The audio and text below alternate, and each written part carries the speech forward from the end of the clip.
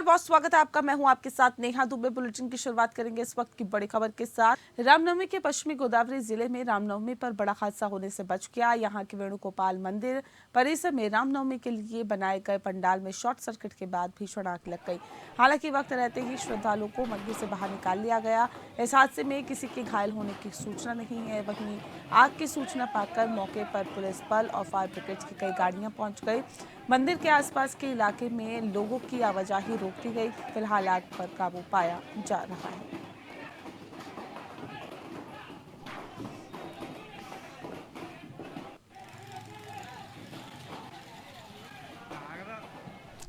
वहीं गुजरात के वडोदरा में रामनवमी पर सांप्रदायिक हिंसा भड़क उठी। शहर में शोभा यात्रा पर पथराव कर दिया गया, जिसके बाद तनाव की स्थिति हो गई। पुलिस ने त्वरित एक्शन लेते हुए स्थिति को काबू में कर लिया और बड़ी संख्या में सुरक्षा कर्मियों को तैनात किया गया। आरोपियों को पकड़ने की कवायद भी शुरू कर दी गई है। गुरुवार को वडोदरा में रामनवमी की यात्रा निकाली जा रही थी। फतेहपुरा गिराना पुलिस चौकी के पास अचानक शोभा यात्रा पर पथराव शुरू कर दिया गया। इसके बाद दोनों पक्षों में पथराव शुरू हो गया। प्रत्यक्षदर्शियों के मुताबिक एक मस्जिद के नजदीक दोनों पत्रों में झड़प हुई। तुरंत ही मौके पर पुलिस फोर्स ने मोर्चा संभाला। पुलिस सीसीटीवी फुटेज के जरिए आरोपियों को पकड़ने की शुरुआत कर रही है। बता दें कि बड़ी संख्या में पुलिसकर्मियों को मौके पर उतारा गया है। डीसीपी यशपाल जगानिया ने कहा है कि रामनवमी शोभा यात्रा के दौरान एक मस्जिद के सामने स्थिति थोड़ी तनावपूर्ण हो गई है। मौके पर शांति बहाल कर दी गई है। लोगों को घर भेज दिया गया है। कोई भी घायल नहीं हुआ है। शोभा यात्रा भी आगे बढ़ाई गई है। किसी भी तरह की तोड़फोड़ नहीं हुई है। रामनवमी की शोभा यात्रा के दरमियान एक मस्जिद के आगे थोड़ा घर्षण जैसा हुआ था। उसमें कोई इश्यू बना नहीं है। अभी पूरे विस्तार में शांति है। शोभा यात्रा अच्छे से अपने एरिया में आगे निकल गई है। लोग जो इकट्ठा होते हैं उनको पुलिस ने समझा के अपने अपने घरों में भेज दिया है और कोई भी किसी को कुछ इंजरी हुई ऐसा कुछ भी नहीं हुआ है और पूरे विस्तार में पूरी शांति। अभी पुलिस का पूरा बंदोबस्त रखा गया है यहाँ पे और वो अभी चालू। यात्रा अपने रूट पे जैसे निकल गई। ये यात्रा आगे निकल गई अपने तरीके से और कोई इश्यू नहीं। सर, वाहनों की कितनी तोड़फोड़ की गई? कोई तोड़फोड़ नहीं हुई। कुछ तोड़फोड़ जैसा कुछ नहीं हुआ है। बस मस्जिद के आगे निकल रही थी। उस वक्त थोड़े लोग इकट्ठा हुए थे तो उनको सबको समझा के अपने अपने जगह भेज दिया और कोई इश्यू नहीं। वहीं महाराष्ट्र के जलगांव जिले में पालथी गांव में दो गुटों में मारपीट हो गई। मस्जिद में समाज के वक्त आपको बता दें कि नमाज हो रही थी। उस वक्त बाहर म्यूजिक बजाए जाने से झड़प हुई और 4 लोग जख्मी हो गए। पत्थरबाजी से 2 पुलिसकर्मी भी घायल हो गए हैं। पथराव के बाद गांव में तनाव है। अज्ञात भीड़ ने बाल्दी पुलिस की गाड़ी के ऊपर पथराव कर दिया और पुलिस ने समय रहते हस्तक्षेप कर दिया। बड़ा हादसा टल गया। पाल्दी गांव में तनाव के बाद भारी पुलिस बल को तैनात किया गया है। गश्त कर रही पुलिस की गाड़ी पर भी पथराव किया गया। इस पथराव में एक थानाध्यक्ष समेत 2 पुलिसकर्मी घायल हो गए। जलगांव से पुलिस की एक अतिरिक्त टुकड़ी यहां तैनात है और लोगों से अपील की गई है कि कोई भी सोशल मीडिया के माध्यम से अफवाहों पर विश्वास न करें। कुछ लोगों को पुलिस ने हिरासत में लिया है और कुछ संदिग्धों को गिरफ्तार कर लिया गया है। फिलहाल स्थिति नियंत्रण में है। छत्तीसगढ़ के मुख्यमंत्री भूपेश बघेल ने दिल्ली से वापस लौटने पर पत्रकारों से बातचीत करते हुए कहा कि दिल्ली में राष्ट्रीय अध्यक्ष से मीटिंग हुई है। छत्तीसगढ़ राज्य के विषय में चर्चा हुई है। मीटिंग के दौरान संगठन के कार्यों पर चर्चा हुई। राहुल गांधी की सदस्यता खत्म होने पर जो आंदोलन किए जा रहे हैं उस पर विस्तृत चर्चा हुई है और आगे की कार्य योजना पर भी बातचीत हुई है। शिवराज सिंह चौहान के अमृतकाल के बयान पर उन्होंने कहा कि देश की आज़ादी के 75 वर्ष हुए हैं और ऐसे में देश अमृतकाल मना रहा है, अमृतकाल महोत्सव मना रहा है और भारतीय जनता पार्टी का नहीं। उन्होंने कहा कि देश की स्थिति अभी चल रही है और जितने भी संवैधानिक संस्थाएं हैं उनका उपयोग विरोधियों को दबाने, डराने और कुचलने के लिए किया जा रहा है। आज अगर अडानी के विषय में कोई प्रश्न पूछता है, उसकी सदस्यता निरस्त कर दी जाती है, उसे जेल में बंद कर दिया जाता है। देश के विरोध में कोई भी संस्था या व्यक्ति काम करेगा तो कांग्रेस पार्टी उसका विरोध करेगी। राहुल गांधी की संसद सदस्यता खत्म कर दी गई है तो अब हम गली गली, मोहल्ले मोहल्ले में सत्याग्रह चलाएंगे। देश में हो रहे अत्याचार की बात जनता तक पहुंचाएंगे। वहीं छत्तीसगढ़ में दिए जाने वाले बेरोजगारी भत्ते के लिए उन्होंने कहा कि ऑनलाइन पोर्टल चालू कर दिया गया है। उसमें जो भी बेरोजगार है अपना रजिस्ट्रेशन करा सकते हैं। और हमारी सरकार ने जो वादा किया है उसे पूरा जरूर करेंगे। अमृत काल चल रहा है लोकतंत्र के 75 साल स्थापना के, और लोकतंत्र ही खतरे में है। आज तमाम एजेंसियों को डराया जा रहा है, धमकाया जा रहा है और विरोधियों को कुचलने के लिए उपयोग किया जा रहा है। और जो भी यदि अडानी के बारे में कोई सवाल पूछे तो उसको तो फिर उसकी सदस्यता भी रद्द होगी, उसको घर से भी निकाला जाएगा, उसको सज़ा भी दी जाएगी। अडानी के बारे में कोई सवाल नहीं पूछेगा। वहीं अखिल भारतीय कांग्रेस कमेटी की महासचिव और छत्तीसगढ़ प्रभारी कुमारी शैलजा ने बीजेपी पर हमला बोला है। उन्होंने कहा है कि दुनिया के सबसे बड़े लोकतांत्रिक देश में आज आम आदमी की आवाज उठाना, भ्रष्टाचार के खिलाफ आवाज उठाना गुनाह हो गया है। देश की प्रमुख विपक्षी पार्टी के पूर्व अध्यक्ष 4 बार के सांसद राहुल गांधी जब संसद के अंदर बात करते हैं तो उनके बोलने का मौका उनको नहीं दिया जाता है, उनका माइक बंद कर दिया जाता है। सत्तारूढ़ दल के सांसद बहुमत के अतिवादी चरित्र का प्रदर्शन करते हुए संसद की कार्रवाई नहीं चलने देते हैं। केंद्रीय मंत्री ने अपने पद की गरिमा को तार-तार करते हुए अनगल बयानबाजी वो करते रहते हैं, और जब इन सब से भी राहुल गांधी कांग्रेस पार्टी और विपक्ष की आवाज को नहीं दबा पाते तो एक और षड्यंत्र रचा जाता है। राहुल गांधी की संसद की सदस्यता को समाप्त गैर संवैधानिक तरीके से रद्द कर दिया जाता है। ये साबित करता है कि देश के लोकतंत्र को किस प्रकार नष्ट किया जा रहा है।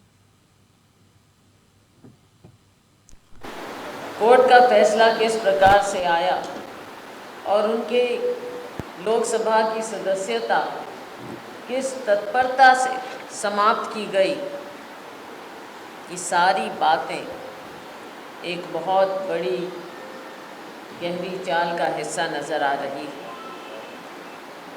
राहुल जी की पदयात्रा के बाद आपने देखा कि कैसे देश में माहौल बदल रहा था।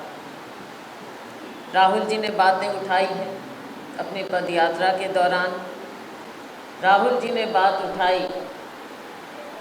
जब संसद का सत्र हुआ उसके दौरान।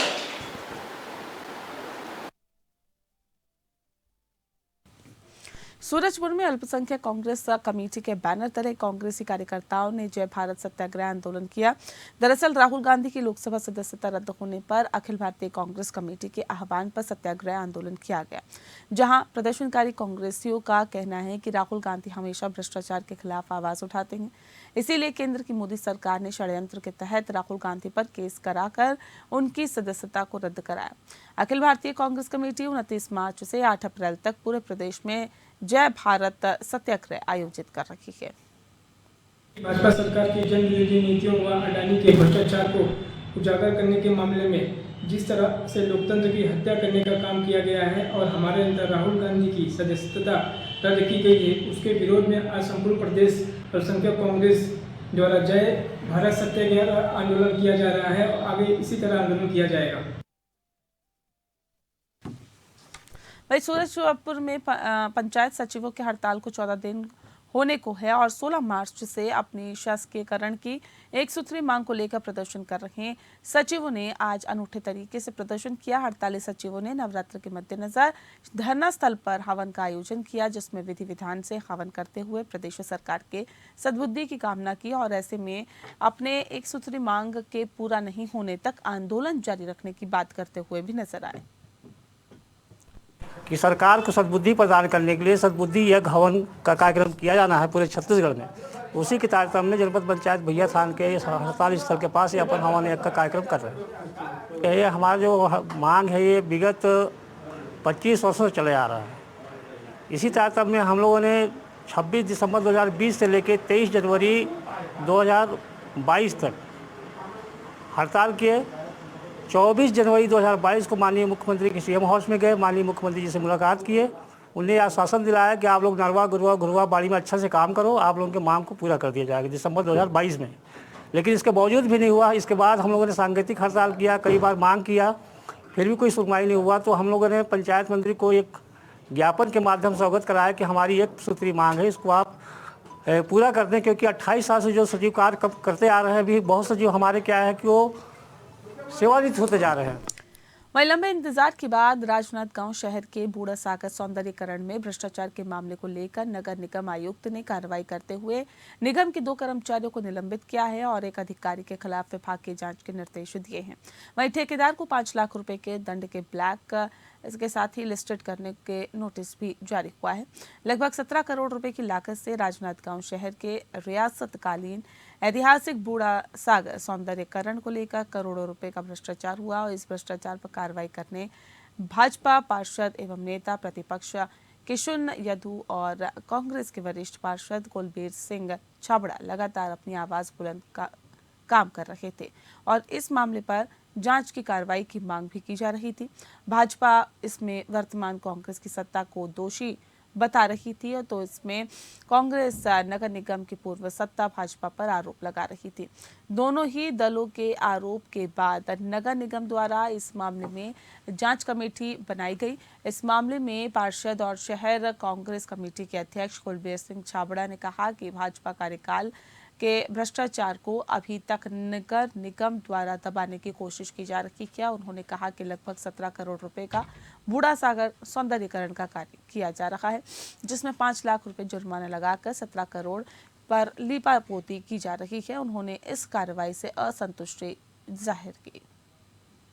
नगर निगम ने जो कार्यवाही की है वो कार्यवाही के नाम में सिर्फ एक खानापूर्ति है, क्योंकि जब हम लोगों ने 25 अगस्त की रात में 1:30 बजे प्रस्ताव पास किए थे जो सर्वसम्मति से हुआ था, उसमें अधिकारियों का निलंबन, ठेकेदार की ब्लैक लिस्ट और सबके खिलाफ जितने लोग इस भ्रष्टाचार में लगे हुए हैं सबके खिलाफ FIR दर्ज कराने की सर्वसम्मति से प्रस्ताव पास किए थे। 2 दिन बाद बजट सत्र है। महापौर जी बजट सत्र में मुंह दिखाने के लायक नहीं थी, तो आनन फानन में ये कार्रवाई सिर्फ जनता को गुमराह करने के लिए, राजनांदगांव की जनता को गुमराह करने के लिए करवाई है। बूढ़ा सागर प्रकरण में जांच समिति गठित हुई थी। जांच समिति के प्रतिवेदन और निष्कर्ष के अनुसार आयुक्त महोदय द्वारा कार्रवाई की गई है और जिसमें 2 अधिकारी दोष मुक्त किए गए हैं और ठेकेदार को नोटिस दी गई है और 2 अधिकारी को निलंबन की कार्रवाई की है। एक अधिकारी के विरुद्ध विभागीय जांच प्रस्तावित है। मैंने माननीय मुख्यमंत्री महोदय जी को बूढ़ा सागर सौंदर्यीकरण में भ्रष्टाचार के बारे में लिखित पत्र दिया था इसकी जांच के लिए।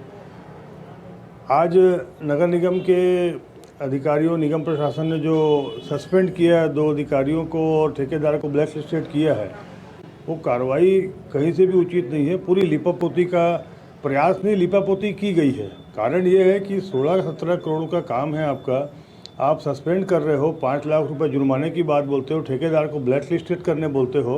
जब निगम सदन ने जांच के लिए सर्वसम्मति से उनके खिलाफ कार्रवाई के लिए दे दिया, FIR दर्ज करने दिया।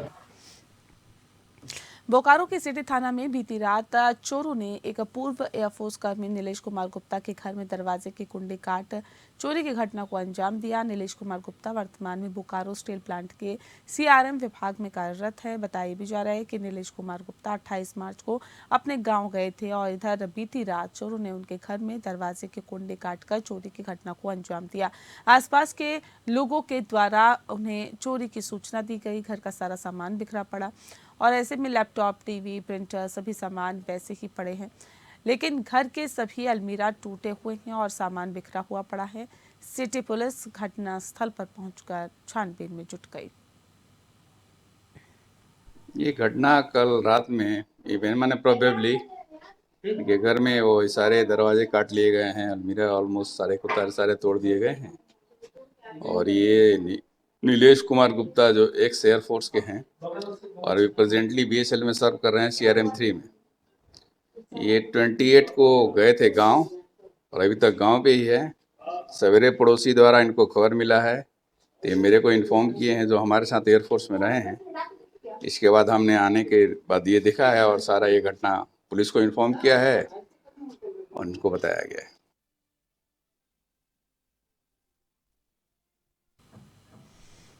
बोकारो में रामनवमी को देखते हुए पुलिस सुरक्षा व्यवस्था को चाक चौबंद कर चुकी है। जिला प्रशासन और पुलिस के पदाधिकारी लगातार 350 चयनित स्थलों पर कैंप कर रहे हैं। बोकारो नियंत्रित कक्ष में लगभग 150 सीसीटीवी कैमरे से निगरानी रखी जा रही है। साथ ही सोशल मीडिया पर भी विशेष निगरानी की जा रही है। जिले में विभिन्न जगहों पर 226 दंडाधिकारी, 375 पुलिस पदाधिकारी की तैनाती की गई है। रामनवमी को लेकर भगवा क्रांति की ओर से आज घंटाघर चौक से पूरे शहर में भव्य शोभा यात्रा निकाली गई, जिसे पूरा शहर केसरियामय और राममय हो गया। और इस भव्य शोभा यात्रा में शहर के हजारों राम भक्त शामिल हुए थे। सबों के कंधों पर केसरिया पट्टा देखते ही बन रहा था पूरा शहर जय श्री राम के नारों से गुंजायमान था। इस झांकी का मुख्य आकर्षण विराट 14 फीट की श्री राम की भव्य प्रतिमा, बाहुबली वीर हनुमान रथ पर सवार राम, सीता, लक्ष्मण की झांकी देखते ही बन रही थी। वहीं कई कलाकार भारत माता, कृष्ण काली, महादेव, राक्षस का किरदार निभाते हुए भी दिखाई दिए। साथ ही विभिन्न राज्यों से आए कलाकारों ने नृत्य की प्रस्तुति की और ऐसे में साथ ही झारखंड से आई छऊ नृत्य के कलाकारों का जत्था, नासिक का ढोल जागरण से, झारखंड से आए संथाली बैंड और भागलपुरी बैंड से लोग थिरकते हुए जमकर दिखाई दिए। बिहार में पूर्ण शराबबंदी के बावजूद भी इसके सेवन का जो कारोबार है वो थमने का नाम नहीं ले रहा है। ताजा मामला जिले के सदर थाना क्षेत्र के सुस्ता शमशान घाट का है। बता दें आपको कि पुलिस ने देर रात छापेमारी करते हुए शराब बनाने के भारी मात्रा में उपकरण बरामद किए हैं। हालांकि छापेमारी की भनक लगते ही कारोबारी फरार होने में सफल रहे। इस मामले में पुलिस ने शराब निर्माण की सामग्री सहित शराब के खेप को जब्त कर लिया। पुलिस और लोगों को शराब के इस निर्माण की भनक नहीं हो, इसके लिए शमशान घाट का सबसे सुरक्षित ठिकाना इसे बनाया गया था। अंतिम क्रिया के स्थल पर आग लगाकर कच्ची शराब का निर्माण किया जा रहा था और आसपास में इसकी सप्लाई की जा रही थी। यही नहीं बल्कि इस शराब निर्माण के लिए इस्तेमाल सामग्री को इस्तेमाल करने के लिए बतौर चिता का भी रूप तैयार कर दिया गया था।